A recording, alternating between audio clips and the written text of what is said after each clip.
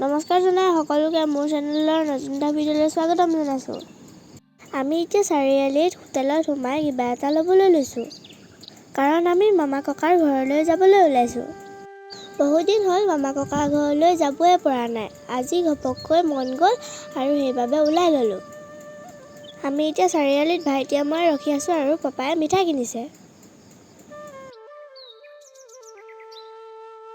এতিয়া আমি পাই গ'লোহি ডাঙৰ ককাৰ ঘৰ, মানে আমাৰ আইতাৰ ককায়েক। আহিয়ে এতিয়া অলপ সময় বহাৰ পাছত খাবলৈ লৈছোঁ চাহ।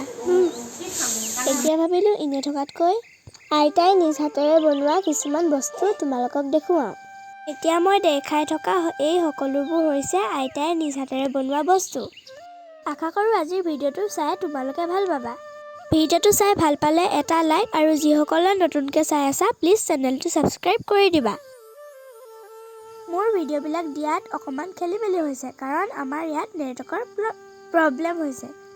ইমানেই নেটৱৰ্কৰ প্ৰব্লেম হৈছে কাৰণ আমাৰ ৰাতিপুৱা দিলে ভিডিঅ'টো ৰাতিহে আপলোড হয়গৈ। যেনে তেনে ভিডিঅ'বিলাক দিবলৈ চেষ্টা কৰিছোঁ, আশা কৰোঁ সকলোৱে চাবা।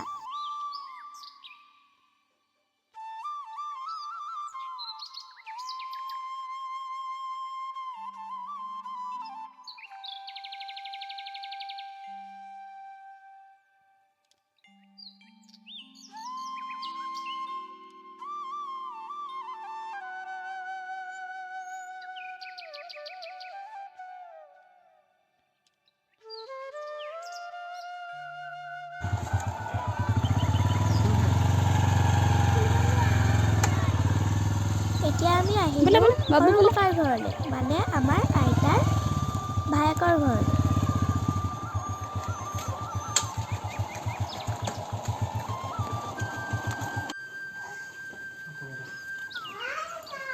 আজি পিছে ঘৰত বেছি মানুহ নাই, অকল আইতাহে আছে। দাদা আৰু খুৰী ভণ্টিক লৈ মেডিকেললৈ গ'ল, কাৰণ ভণ্টিৰ গাটো বেয়া আৰু ককা সকামলৈ গ'ল।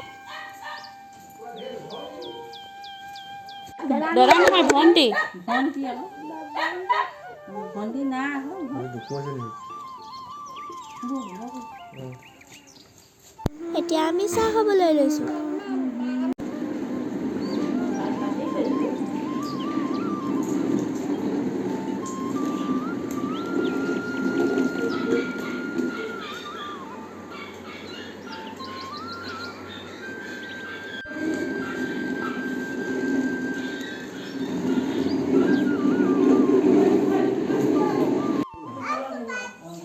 এতিয়া খুৰীহঁত আহি পালেহি।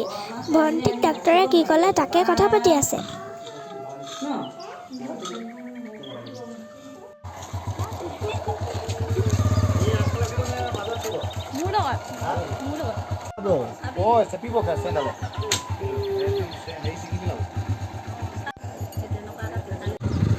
এতিয়া আমি সৰু ককাৰ ঘৰৰ পৰা আহি দিলোঁ।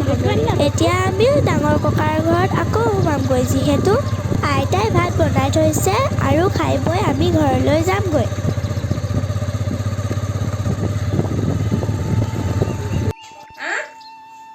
এতিয়া আমি ভাত খাবলৈ লৈছোঁ।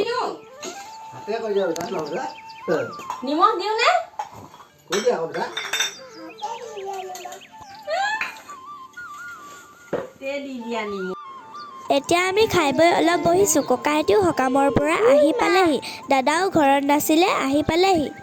এতিয়া আমি ঘৰলৈ যামগৈ। আজিলৈ ভিডিঅ'টো ইমানেই আছিলে, আকৌ নতুন এটা ভিডিঅ'ত লগ পাম। Bye bye.